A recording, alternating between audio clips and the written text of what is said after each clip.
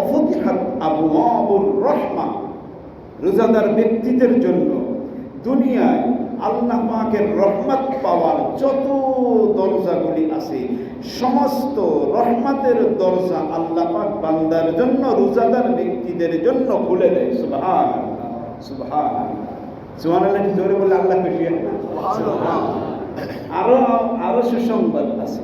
আল্লাহ রসুল বলে এতটুকুনি শেষ না, রমজান মাস প্রবেশ করার সাথে সাথে আল্লাহর রসুল বলে ওয়াকুল্লিকাত আবওয়াবু জাহান্নাম, জাহান্নামের দরজা রমজান মাসের খাতিরে রোজাদার ব্যক্তির জন্য রমজান মাসের দরজা, জাহান্নামের দরজা বন্ধ করে দেওয়া হয়। সুবহানাল্লাহ, সুবহানাল্লাহ।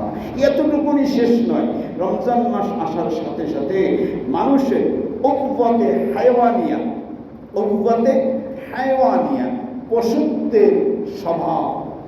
পশুত্বের স্বভাব কমে যায়, দূর হয়ে যায়, এবং উকওয়াতে আকলিয়া, মানুষত্ব, ঈমান আমল নিয়ে চলার শক্তি আল্লাহ পাক বান্দাকে দান করে। সুবহানাল্লাহ।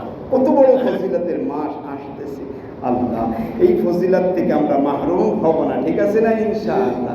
কত বড় ফজিলত মাহে রমজান মাস আসা মানে বান্দার গুনাহ মাফের রাস্তা তো খুলে যাওয়া। সুবহানাল্লাহ।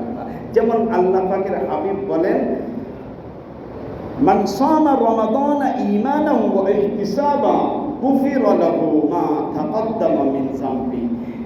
ঈমানের সাথে কোন বান্দা যদি মাহে রমজানের রোজা রাখে, রাসূল বলেন গুফিরা লাহু মা তাকদ্দামা মিন যামবি, তার গুনাহসমূহকে মাফ করে দেওয়া হয়। সুবহানাল্লাহ।